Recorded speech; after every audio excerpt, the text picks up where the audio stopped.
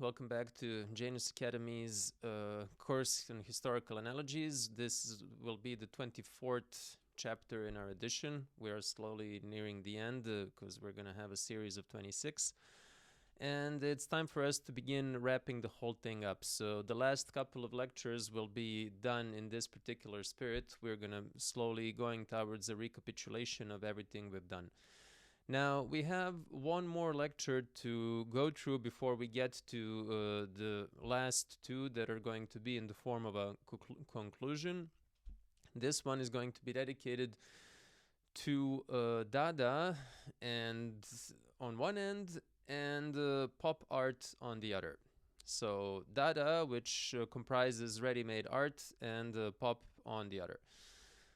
Pop art is something that we already mentioned when we were talking about surrealism and pop surrealism or lowbrow. And it's time for us to represent this stylistical formation a bit better.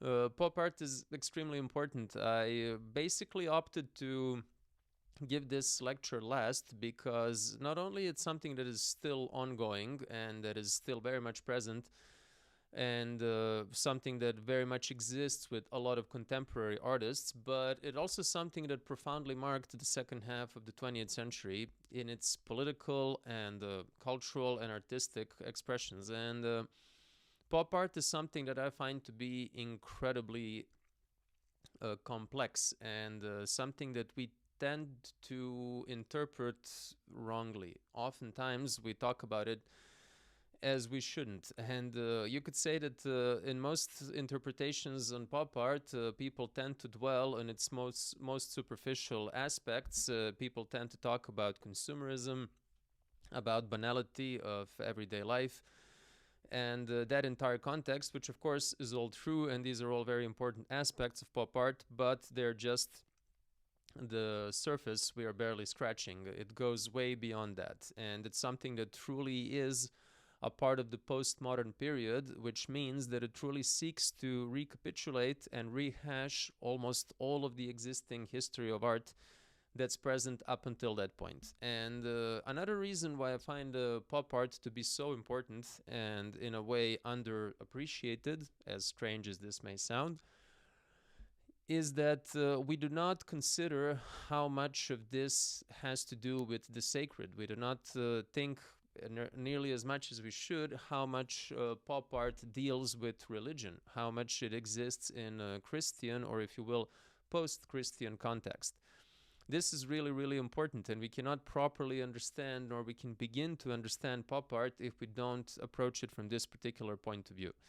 Now, of course, this will be done in relation to Dada, and it will follow the process that we have established already, that we're going to be dealing with previous era and the sequent era. In this case, we have something that's happening in the beginning of the 20th century, and then some first half of the 20th century, and then something that happens in the second half of the 20th century. Now, as we mentioned, pop art continues to exist to this day. You could say that some artists like Maurizio Catalan or Jeff Koons, or to a certain extent Damien Hirst, they all belong marginally or directly to the realm of pop art, especially Jeff Koons. I don't think there's any explanation necessary there. But again, if we focus on these artists, especially on Jeff Koons, we're going to be focusing on these much debated and extremely famous and well-known aspects of pop art. Now, when I say that it's underappreciated, what do I mean by this? Of course, you can say that one form of appreciation is market price, and you can say that works of art done by Liechtenstein or by Warhol or many other such artists are incredibly expensive, and yes, they are. But this is the thing. This is a very important part of pop art general historical context, is that this is but one way of appreciating work of art. It's not all of it.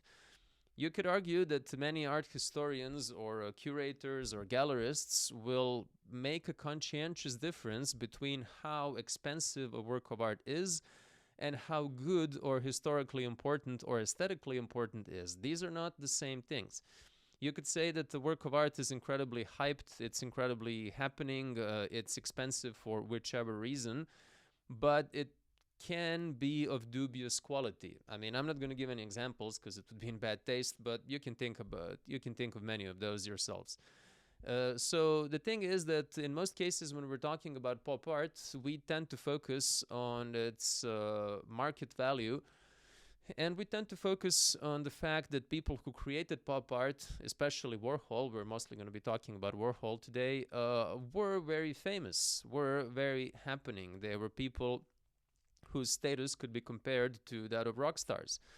And of course, this was not by accident. Warhol did everything he possibly could to enhance that status and to present himself as such. This was a part of his allure. This was a part of this whole idea that artist is the work of art, and whatever artist does is not quite as important as his own persona. Now, I want to hang to this just a moment, and I want to draw an analogy, of course, to Dada, which is what we are doing. And I want to talk about this whole idea of how important the artist is. Now, we've mentioned already that this became a thing with Impressionism. This became a focus of modern art from its very inception, that we do not want to focus on objective qualities of the work of art anymore because those have been taken over by photography. We want to focus on subjectivity. So you could say that there is a very important genesis of this attitude and a very important development where we say, okay, we're not going to be objective anymore. We're not going to even pretend to be objective as artists. The camera, photography, has taken over that. It has monopolized that aspect of art, so we don't deal with that anymore. What we're going to do instead is we're going to focus on subjectivity of an artist, of their technique, of how they see the world. It's going to be all about how a particular artist sees the world in its unique manner. And so from this particular point of view, from this starting point, if you will, we have development of subjectivity of artists being more and more present. So you could say that we go from Impressionism to Expressionism, where it's even less about the object that is being depicted and even more about how the artist feels about that object, how they represent it, what they do to distort it, etc. Then we get to drop the object altogether if we're talking about abstract artists. So we get to move into the realm of expression that has nothing to do with the object. So you see how in Impressionism, object becomes less important. It's all about the vision of that object, and then Expressionism even more so. And then with abstract art and abstract expressionism, object ceases to exist. And it all becomes about the expression of an artist. This is what abstract expressionism is all about, and we've covered this already. So you could say that there is this growing interest in persona of the artist and shrinking interest in the actual art that they are creating. And this is really what is present in pop art. This is driven and developed and championed by artists such as Andy Warhol on one end, and to a certain extent by Marcel Duchamp on the other. And yeah, this is something that we're going to be discussing. Now, I don't think that this is the primary aspect of Dada, nor is it a primary aspect of pop art. I think it obfuscates what these things are, and it deflects the true nature of these movements, especially when it comes to pop art and especially when it comes to Andy Warhol. We basically don't get to see the depth of his work of art because of this, because we tend to stop ourselves at this very superficial barrier that is being created. Now, when we talk about Dada on one end and pop art on the other, we have a very strong similarity present in the fact that they deal with everyday objects. They deal with something that is of their everyday use, something that is seen as banal, something that is not seen as having artistic value in itself. And they argue, both Duchamp and Warhol, that these objects can in fact have value, that the value has nothing to do with the object per se. The value has everything to do with us, with the spectator, with audience, broadly speaking, with the community. If we as a community decide to instill some value, to infuse the object with some value, then that object will have that value.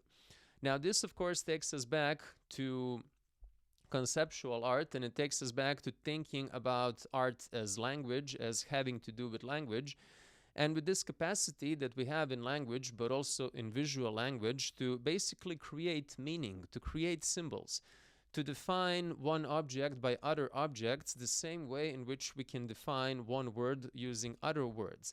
And that words give us this capacity that if we are to write a poem or a novel or any form of text, really, we decide to use words that already come with a certain meaning, but then it's up to us as authors to twist and adapt and form anew that meaning every way we want. In this case, we can create symbols, we can create new meanings, we can escape from old ones, we can create meanings that are very surprising, that are very unexpected, that seemingly make no sense whatsoever. And you could argue that this is a very important development in the 20th century, this whole idea of twisting already existing meanings or making meaning unusual or, reinventing it altogether. Now, back to everyday objects, this is really important because we are talking about the industrial period, both in the first and the second half of the 20th century, and we are talking about production. You could argue production in the first half, hyperproduction in the second. The thing is that the same way we hyperproduce objects, we can also hyperproduce meaning. So we can also produce the absolute lack of meaning. And this is a legitimate way of interpreting pop art, as well as Dada, I would argue even more, is that it's a hyperproduction of meaningless stuff. That we have found ourselves in the society that produces so much of everything that none of these things have any value at all. None of these things have meaning.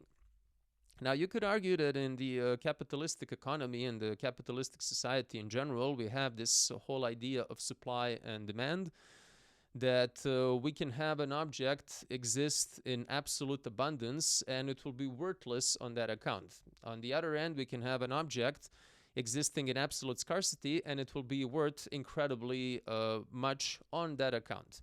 And again, if we go back to the logic of both Duchamp and Warhol, what they argue with their respective works of art is that these are completely arbitrary. Now, let's say that we have a work of art that is seemingly completely meaningless. It's just an empty canvas, or it's a monochromatic canvas. It only has one color. And we can say, okay, this is a kind of bland. It's not really pretty. It's not really ugly. I can't really understand what's it about. But that canvas was done by a famous artist, and it's worth, I don't know, 50 million euros. This is just a number off the top of my head. And if there is a person willing to pay that much, then it is the price of that work of art. But it's completely arbitrary. It has nothing to do with that work of art per se.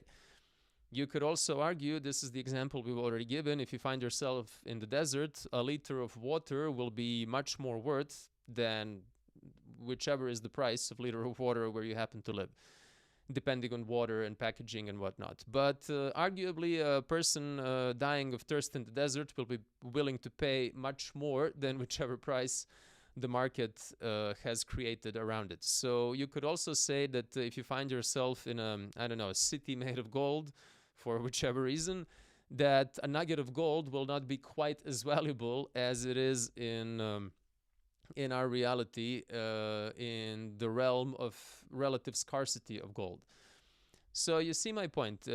Both Dada and pop art are basically investigating the value of objects, and they're doing it twofolds. They're doing it in two different lanes. They're arguing that an incredibly valuable object can be worthless, and that an object that has no value can be the most important, the most expensive in the entire world. Now, I am talking about the capitalistic market and the capitalistic worldview because in this worldview, value has a lot to do with the price. I mean, of course, the two are not equated, but they are approximated. And we can say that if we're talking about the art market, that aesthetical judgment takes a back seat to the, demands of the market. If a certain artist is hyped, if they're famous, if they're sought after, We don't really care if their work of art is good or not. And we can certainly agree that there exists a good number of gallerists or even private museum owners or even state museum directors who purchase works of art exclusively on account of their value or perceived value, or on account of estimate of their value and what is it going to become in the future. So a lot of the art purchases are being made for investment rather than for aesthetic pleasure. Not to say all of it, but let's say a lot of it. And this is something that begins happening during the pop art period. So when we're talking about the second half of the 20th century, we are definitely talking about it. And we're talking about this very postmodern situation where we kind of agree as people interested in art, as gallerists, as artists, as curators, or art historians, or collectors. We agree that the work of art doesn't really have a value, that the value is completely arbitrary. And this is something that connects both Dada and pop art. Now, this is also something that can obfuscate the deeper meaning of these two stylistical formations of these two eras, really. And this is something that can stop us from further investigation. And this is exactly what we intend to do today. I would argue, and I'll try to substantiate this argument, that both of these have much deeper meanings. And exactly because they're dealing with everyday objects, exactly because they're dealing with banality. And their meaning is very much situated in the realm of the sacred. In this particular case, even the realm of the holy. I will try to explain. If you're talking about the difference between sacred and holy, you are talking, approximately speaking, about the difference between pagan and Christian. And you're talking about the fact that the sacred is something that can be created through ritual, through repetition, through sacrifice, many different ways. Whereas holy is something that exists perfectly in eternity. It cannot be created, it cannot be destroyed. It is basically the idea of divinity as we have it in Christianity. Whereas in pagan faiths, we have this idea of created sacred, mostly through blood sacrifice, but not exclusively. And so we have these two being translated to the world of, art, to the world of art objects. All the more thinking about art doesn't really being that old. The notion of art is not really that old if we compare the existence of artifacts and if we compare relative length in which we have expressed ourselves through different objects or paintings, etc., that we created. The notion of art as it is actually fairly young. But that's a topic for a different story. What we want to focus now on is this idea that these two stylistical formations deal with banality in a very peculiar way, in a way that has to do with the sacred, and in a way that it has to do with holy. Now, you can observe this in two different ways. I will go back to Mircea Eliade for a moment and his particular take on these two affairs. Now, Eliade is talking about the difference between nature and society, nature and civilization, if you will. And he is taking these two different ways in which you can observe holiness or sacredness. He talks about the sacred more than the holy. And he argues that you can look at nature as this realm where sacred exists in its original form, where it exists unbound, unstructured, uncontrolled. It is just everywhere. And I guess this would be comparable to state of animism, to what most religion historians believe is the first organized belief, or the first system of the sacred, the first belief, really, still very far from religion. This whole idea that everything is one soul, that spirit runs through everything, and that it's the same spirit present in stones and trees and humans and animals, etc. In this particular worldview, we would have sacred existence as such. And then we would have humans basically removing themselves from this sacred They would remove themselves by basically going through evolutionary changes, by having their minds developed, by many other things that happen, by creating settlements, etc. Now, we as humans then try to enact sacred, we try to recreate it, and we try to make it our own through repetition, through ritual, etc. And this is the difference I'm trying to create here. We can either see sacred as globally present, or we can see the sacred as concentrated in special spaces like temples, like churches, like oracles, sacrificial altars, etc. We can either say sacred is everywhere and it's everything in an undiluted, uncontrolled, or uncontrollable, if you will, form, or a completely different take on things is to say, no, sacred is concentrated. It is basically situated inside temples, one way or the other. And this is in Judaism and Christianity, and to a certain extent Islam, the case with temples, that is churches, that is mosques. This idea that you have specific spaces that are different than reality around them, because when you enter these spaces, you are in the vicinity of God. You are closer to God inside the church than you are outside of it. Now, you could say that there's the difference in the Old Testament between the first and the second temple, that in the first temple, before the Babylonian destruction, there was physically present divinity in terms of the Ark of the Covenant. So God literally resided in the form of a dark cloud inside the temple. And there was this whole story how you cannot approach it, and not to get into all of that. But then after the second temple, we didn't have the Ark of the Covenant. It was lost, and it was just an empty space that was symbolically connected to God rather than officially. Now, it's a bit of a different, rather than materially, I was going to say. It's a bit of a different situation in Greek temples, because there you have statues of gods in the one room, the main room, a statue that is very large, very lifelike, in many cases very well made. And then, interestingly enough, you have another statue that is made of wood, so not made of noble materials like bronze or ivory or gold or marble, but no, it's made of wood, so it's alive. In a way, wood is always alive, and it's in a hidden space that you cannot reach. With the Egyptians, divinity would also be in a hidden space that is separated, that you cannot reach, much like in the Judaic temple. So the idea is that you have this concentration of the sacred, and that this is a very specific geographical location, that there is a difference, a clear difference in quantity of the sacred, as stupid as this sounds, inside the temple and outside of the temple. And you can see how different this is.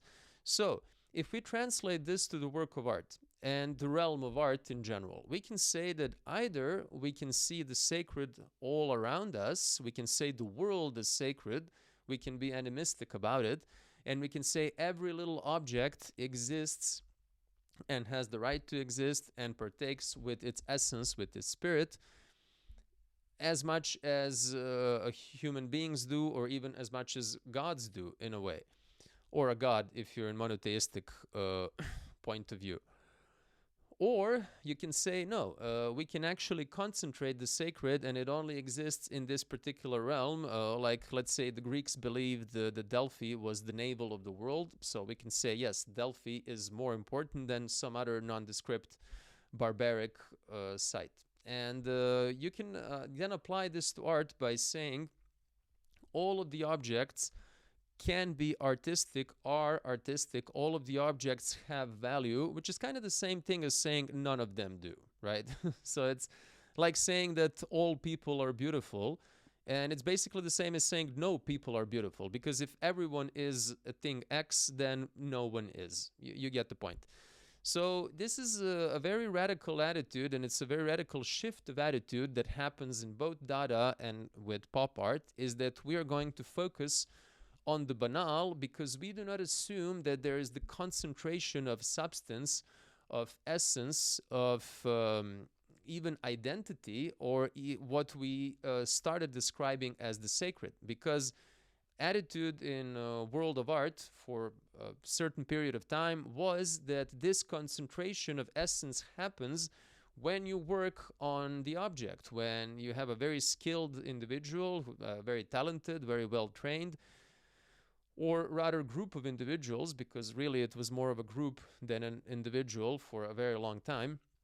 So they work on a certain object, let's say a statue or a painting, and they work for a certain amount of time. They instill a lot of effort, they instill a lot of, well, talent, a lot of rare materials, a lot of rare skills that are hard to obtain and are hard to maintain, hard and expensive. And with infusing of so much energy of this particular quality, you get an object that fetishistically becomes this thing.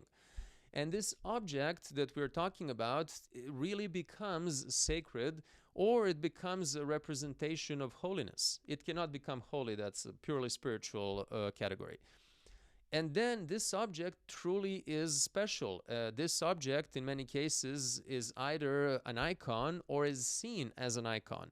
And then we treat this object as something truly special. We present it in a very special manner. We honor it by its particular presentation. We make sure that it's properly lit. There's the whole mise en scène, as they say in France, about this. And this mise en scène really communicates very clearly that object in question is, well, sacred, that is important. And you can then argue that when you're looking at paintings that were made in the Renaissance period, it's very easy to forget that these paintings were in fact made to communicate holiness, that they were made really as icons. We tend to see them as paintings nowadays. We tend to see them as works of art, but they were not made in this optics. They were made for churches, not for museums. We shall mention this many more times in lectures that are to come because this is really important. It's something that does not allow us to properly view and properly understand these works of art. And this is something that both Dada and pop artists are dealing with. This is what they inquire into, and this is why their work is so much more profound than we give them credit to often. So the idea is that these objects, through a lot of hard work, become special.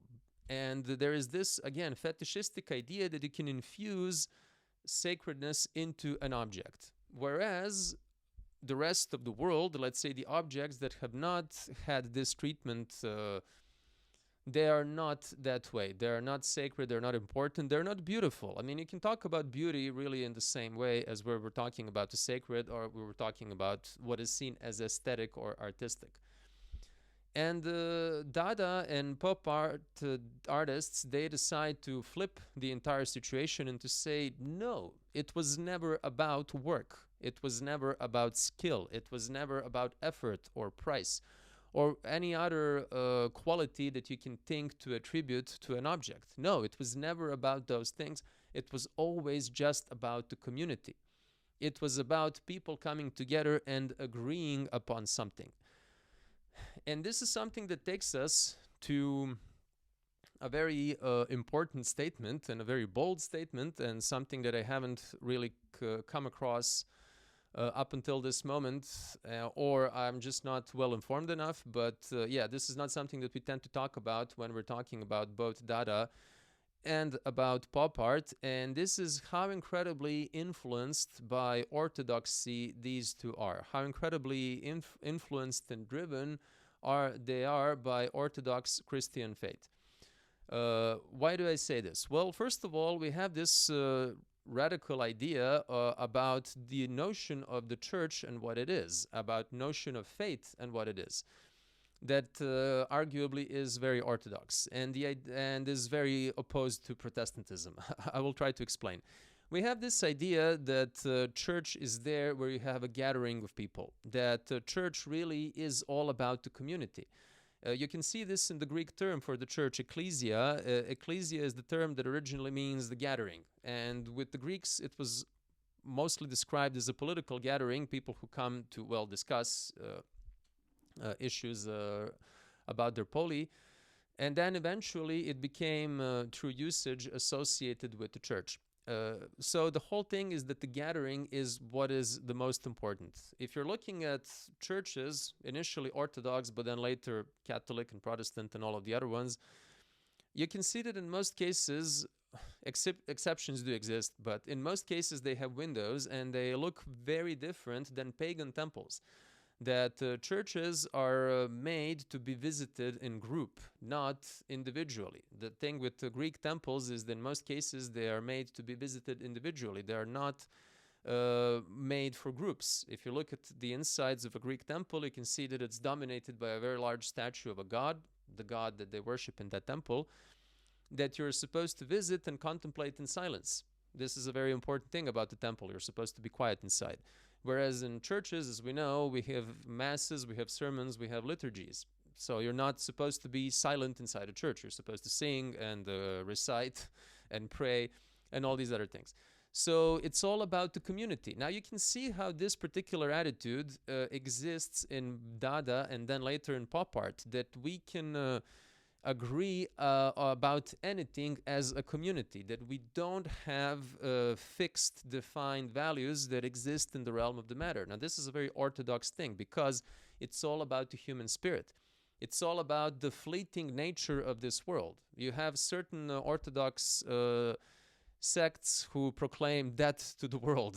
I mean, I think this is kind of funny, but it also is to the point that you want to renounce this world, you want to renounce the material world and all the evil it represents and all the temptation it represents. You don't see the material world as all that important. You want to live in the spiritual realm. This is where you want to exist. This is where you want to flourish. So it's this idea that can be easily translated to art then, and that all of modern art is really all about, all of Romanticism is all about, is that it's the affirmation and actualization of the spirit. We go back to Hegel and we remember his division between symbolic, classical, and romantic, and that it's struggling between spirit and matter, and that romantic for him is really spirit conquering matter. And you can see that all of this art is exactly that. It's about spirit conquering matter, both with Dada and with pop art. Now, they do it in a very peculiar manner because they seek to do it with a bit of a double bind, with a lot of irony, of course, is that they're saying that if an object is not important, then at the same time, it's all important. If it means nothing, it can mean everything. If we situate ourselves in the realm of the absurdity, then we ascend to superior logic. And this is something that has a lot to do with the concept of foolishness for Christ that we already addressed. Previously, we addressed this whole idea that you want to be a fool for Christ, you want to be Eurodiv, which means that you ascend to a superior logic and you renounce this world. That's the whole thing with fools for Christ. They renounce this world. They renounce all the temptations and all the futility and all the mirages and delusions of this world because they have direct contact with the superior realm of existence. And I know that this is something that is not the first association to come when we're talking about Dada and when we're talking about pop art, when we're talking about Duchamp and Andy Warhol. We are talking about their cynicism and about their irony and about their sense of humor. But there's a very strong sense of sacred behind it, and there's a very strong inquiry into the realm of, existence as such, both material and spiritual.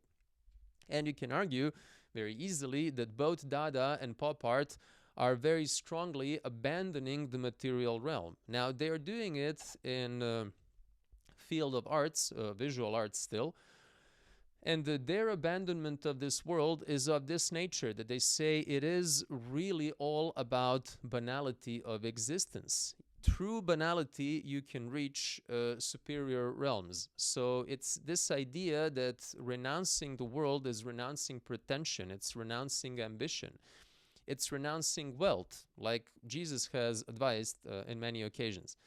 And if you apply this into the world of art, you can interpret everything that Marcel Duchamp has done and everything that Andy Warhol has done in this particular way. You could say that when Andy Warhol created his famous Campbell soup work of art is that he has taken a very banal everyday object that is in the center of American consumerism. So, not to go through explaining the entire post World War II context in America, we've done it enough already. The whole idea of hyperabundance and all of it. What Warhol was trying to do was not to create an aesthetically provoking work of art. He really just took a can as it was, minimal intervention. Nor was his idea to inspect consumerism, or I would argue it was, but marginally so. That wasn't the most important idea. The most important impulse was to present it as an icon. Now, this is a very tricky thing. He was presenting something very banal and something that is a part of our everyday life, something that we don't really think about that much. Let's say that you go to a store, you buy a can of soup, you then don't really create that soup yourself. You're not a gourmet chef trying to create the best tomato soup in the world. No, you're just buying something that is easy and convenient. You may heat it up, you may even not do that, and then you will consume it. So it's basically a broad consumable product. And then Warhol argues that this is basically our God, and he makes a new icon out of it. Now, this is the thing. If you want to understand Warhol, you have to understand Orthodox icon. There's just no other way. He was immensely influenced by iconography. And I don't just say iconography, I specifically insist on Orthodox iconography.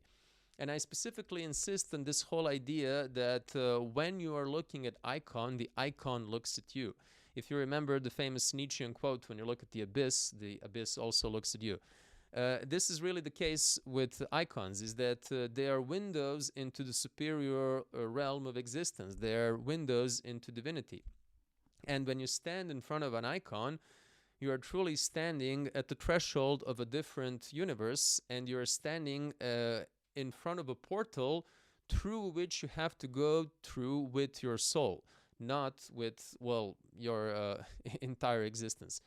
The idea is that if you're looking at aesthetics of the icon, if you look at the inverse perspective is there so as to present this message that you are looking at the world upside down and inside out, and you're looking into a realm where different rules apply. But also it's really to say that instead of having a regular perspective that would communicate a regular three-dimensional space. No, you have the inverted perspective that suggests that the icon is looking at you. You are not looking at it, so the line of horizon doesn't go that way. It goes that way. So you are being observed. Your presence, your individuality, yourself, your soul really is being observed.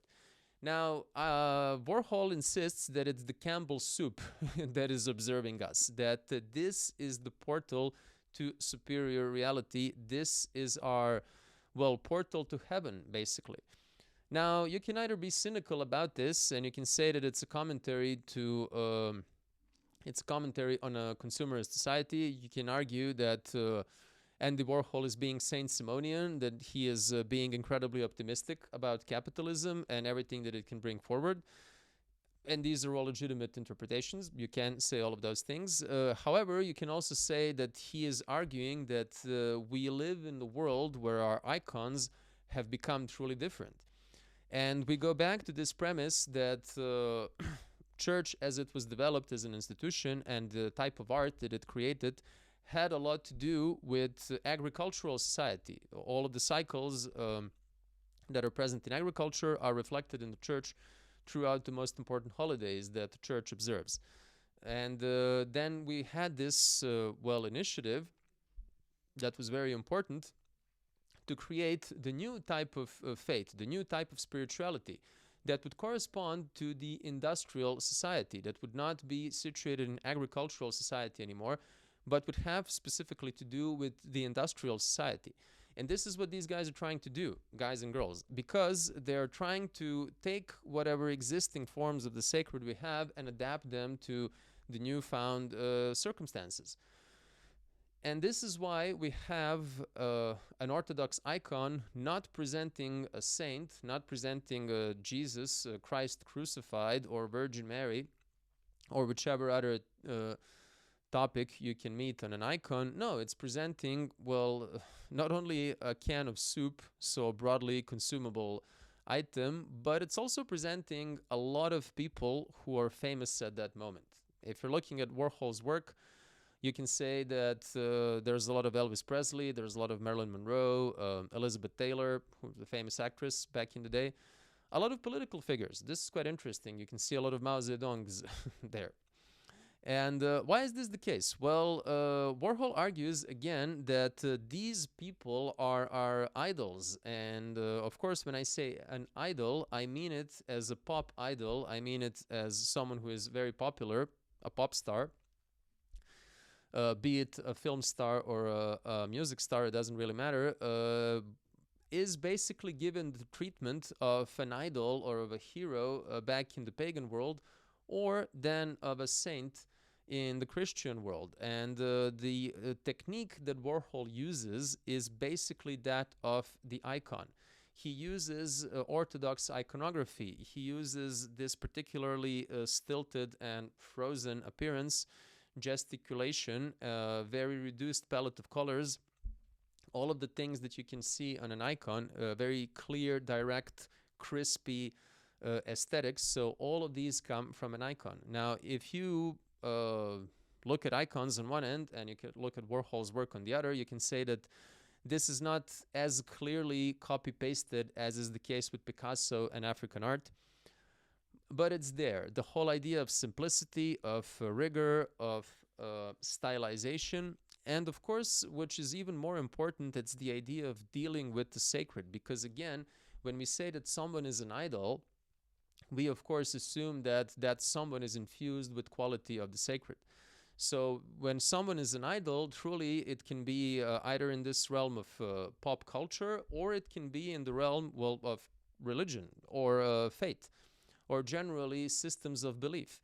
We can have idols in the pagan systems of beliefs, and then this is exactly what Warhol is arguing. He is arguing that paganism has erupted into our world, and this is taking place, of course, in the context of society during and after the American and the French Revolution, and especially during and after the Industrial Revolution. Now, I do say during and after because we still live in the world that was created by both the American and the French, and to a certain extent also Bolshevik and Chinese revolutions, and we also live in the industrial world still. This is why I'm saying during the Industrial Revolution, not after, because there hasn't been an after yet. We are still going through it. And we are really dealing with this emergence of idols, with the emergence of pagans and paganism that has been going on arguably since Gothic art, or even since Romanesque art, very developed forms of Romanesque art. But let's say Gothic, because this is really the intrusion of all things sensual into the Christian and especially Catholic mainstream, especially if we're talking about Marian Catholicism and how Gothic art is a perfect formulation of Marian Catholic dogma. We are talking about this intrusion of paganism that begins with Gothic and then explodes with the Renaissance and then continues even further with Baroque, and then is basically present to this day. Now, all of this is only accelerated by industrial means, by the industrial mode of production. Because not only we have allowed our sacred images and holy images really to become pagan in nature, to become carnal and to become fleshy and lustful and erotic, which you can see a lot of paintings that were made for the church are extremely erotic. A lot of statues as well. We have given the example of a famous statue of Ecstasy of Saint Teresa. I may place it here again. So yeah, we have a lot of eroticism present in the church as well. So what Warhol is arguing is that we have this massive intrusion of paganism into what is supposed to be Christian mainstream, and that we truly treat our contemporaries, music and film stars as such. We treat them as idols. We fetishize them. We idolize them. We see them as divinities, as heroes, as people that have a particular status, a status that would earn them iconographic treatment.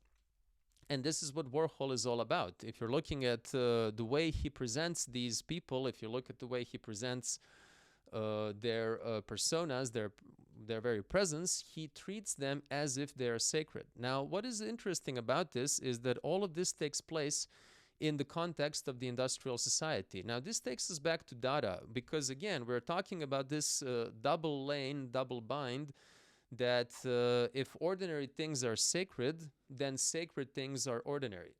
If we treat ordinary people this way, then everything becomes sacred. There's no more barriers anymore. Now, you could argue that, for example, Elvis Presley, a famous singer and also sort of an actor, is, well, an ordinary human being. I mean, an exceptionally talented human being, a really beautiful human being too, but still an ordinary human. I mean, except for this amazing capacity to sing that he had and to dance, he wasn't superhuman.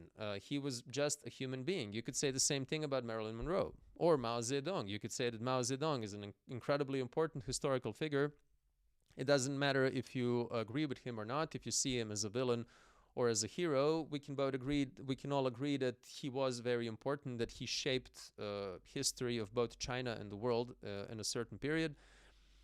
But he was also an ordinary human being. There was nothing supernatural about him. And then the same thing about Elizabeth Taylor and many other people, Marilyn Monroe, who were a part of Andy Warhol's canon. So we say, okay, these people were ordinary, but they have received an extraordinary treatment. They were treated as saints. They were treated as divinity. And so this is basically what Warhol is all about. He is about this intrusion of ordinary into the divine and the intrusion of divine into the ordinary, how it comes together. And this takes us back to Dada. This takes us back to what Duchamp and many other people next to him were doing when they were playing around with ordinary objects, with the shovel or with the urinal or with bicycle wheels or what have you, and when they were presenting those as art.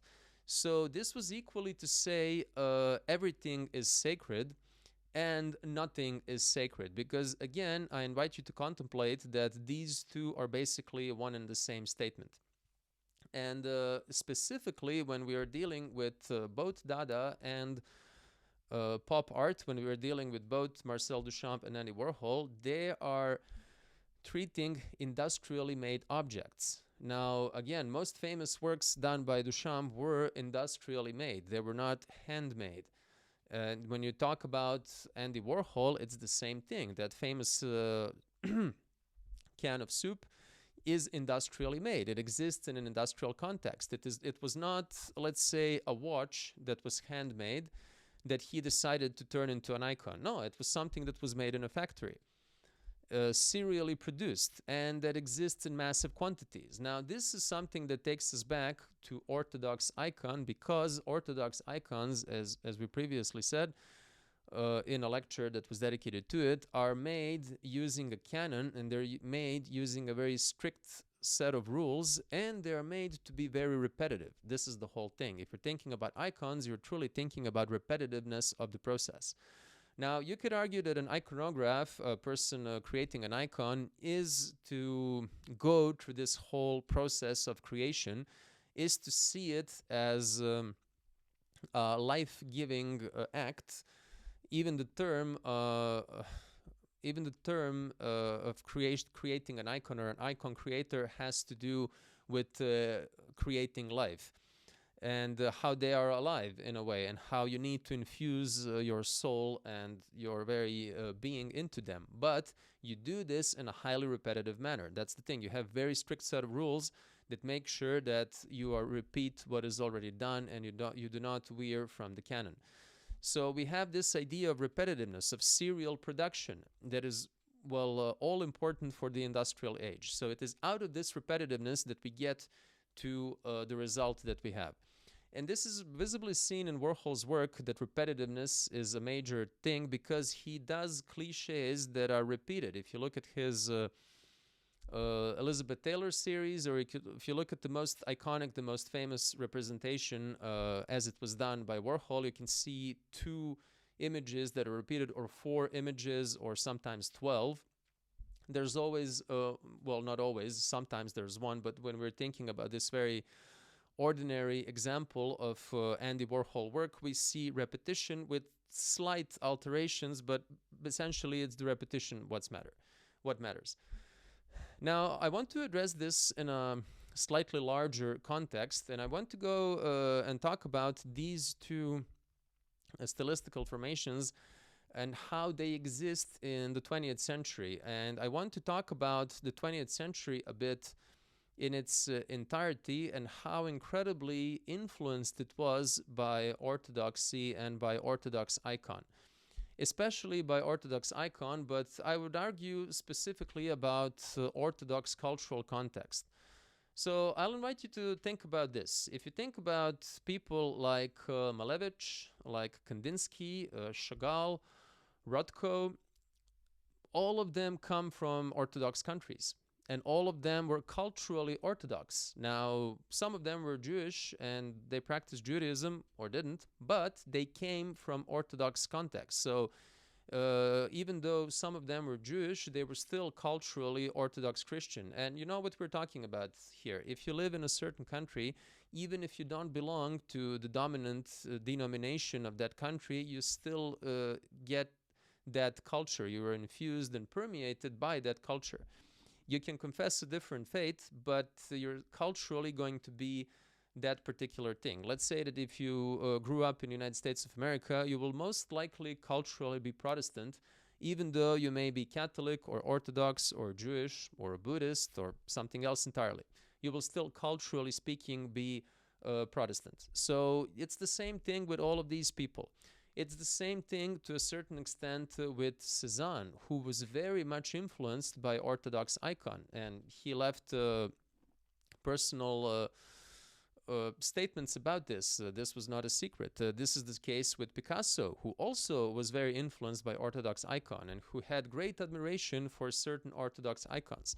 He had, thought that they were the pinnacle of human creation. And I would personally agree with them, but that's a topic for another story. Now, you can say that Warhol too was greatly under the influence of an Orthodox icon because where he came from, originally Poland, he was not Polish, he was a member of a minority, a Rusin minority in Poland.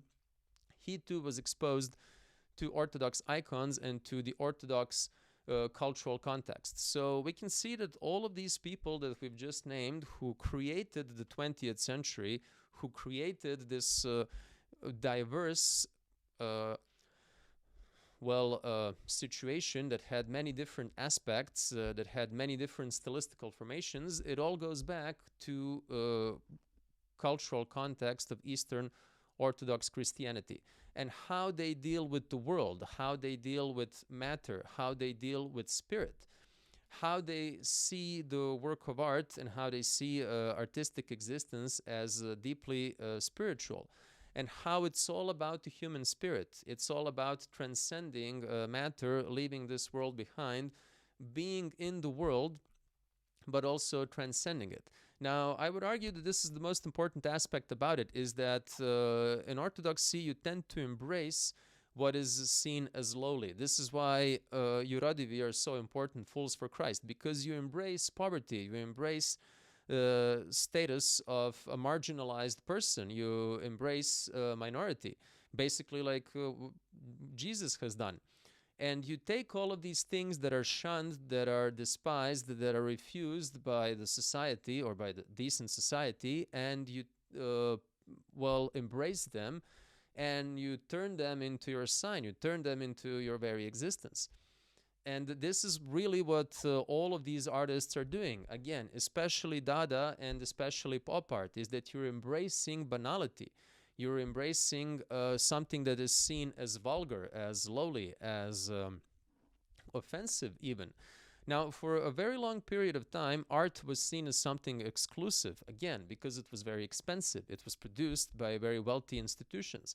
It was seen as vehicle of dominant ideology, be it that of a church or that of a king, or then later that of a republic. It doesn't really matter. The whole idea is that There is this air of haughtiness and importance about art. And that if you are a chosen artist, that means that you are very good at what you do, you have rare and precious skill, you're a very talented person, and you create something that is of high value and high esteem. Well, this is not an Orthodox attitude. If you want to be Orthodox about these things, no. You embrace poverty, you embrace misery, you basically spit on wealth and prestige and respect. They are just the illusion. This is where Satan dwells, if you will. This is only something that communicates with your vanity. You don't want any of that. You seek truth in what is banal, in what is everyday, and what is poor and mundane. So this is another way in which you can interpret this famous soup can, is that you seek the truth in what is banal and what is lowly. This is not a very fancy brand of soup, to my knowledge at least. This is not exclusive soup. It's not something that is only available to the elites. No, it's a broad consumer item, which means that pretty much everyone can afford it. And this is exactly the key. This is the key to the kingdom of heaven, if you will, in the Orthodox point of view, is that if you want to be the first, as Christ says, you need to place yourself to be the last, because there's no other way about it. If you seek glory and if you seek wealth and respect and admiration, you are not following Christ. You are doing something else. If you want to follow Christ, give away everything you have, literally just the clothes you have on you, that's all you need, and walk into the wilderness, basically. Well, not into the wilderness, but walk and preach virtue to the world, which is exactly what Uradovi were doing, which is exactly what Fools for Christ were doing. And you can see this particular art form as being strongly connected to that context. Again, to go back to Dada, you see that this is what they're doing. They're picking up the most ordinary and even offensive objects, like the urinal, and they're saying to us, this is art. This is the radical refusal of the world. This is refusal of not only skill and talent and price and prestige and all these things, but really a refusal of art as something that has to do with illusions, as something that has to do with matter. Matter being basically closer to Satan than to Christ. And it's this idea, no, we're going to stick with what is lowly, we're going to stick with what is really down to earth, and we're going to find our truth in that. This is going to be our jumping point. And of course, we have to mention yet again, I think, this is probably something we said in every one of these lectures that we've had, that this, again, is a very medieval attitude to adopt. And this is something that is profoundly medieval, both in case of Dada and in case of pop art. When you're looking at pop art, this whole idea of embracing the banality, embracing what is everyday and what is lowly, is very, very medieval. We can talk about the carnival and the aesthetics of the carnival. It would be very applicable, but I see that we're slowly running out of time, so I'm not gonna develop a lot of it now. I'm just going to talk about this in this particular context. Now, you can argue that one of the reasons why Orthodox aesthetics were so incredibly influential in the 20th century also has to do with the fact that we had the Bolshevik Revolution happen in Russia, that then became the Soviet Union, and that the Soviet Union was an incredibly influential state while it existed. It was much more influential than we tend to give it credit now. It was a promise of a better world, and it was basically creating and emanating a lot of values. Now, I would argue that what was emanating, of course, had to do with communism, ideology of communism, but given where it came from, and given how it was spread, and given that it was the Russian people, it was the Russians who created this entire context, they're the ones who basically infused this idea of communism with orthodoxy. And if you look at the type of art that existed with them, it was very much, again, influenced by orthodoxy. It's the whole context. And of course, if you're thinking about artists that emerged out of this particular situation, they had this merger of orthodoxy and communism exist as a very, very curious and very interesting take on things. All the more given that many people agree that Jesus Christ was a proto-communist, that his whole message was, well, very much ideologically in line with communism. Now, I say proto-communist because you cannot really have communism before the Industrial Revolution. This is just by definition. But yeah, so you understand where I'm going with this. I think it would be a very instructive thing to read Alexander Bloch's poem "The 12." It explains the whole thing beautifully, and it comes from the beginning of the 20th century. It's written around the Bolshevik Revolution. So yeah, it really brings together these notions. So you can say that Soviet communism was this incredibly influential ideology throughout the 20th century, and then that Orthodox aesthetics and Orthodox mind frame really piggybacked it or infused it all together, and it was there. And it was there with all these painters and all these artists that existed and that created and shaped the 20th century, specifically if they acted through pop art and then through Dada. Now, there's a lot more to be said about this, and I would love to do that, but some other time because our time is up. And as always, I hope this made sense. I hope this was useful, and I'm looking forward to seeing you again soon. Bye.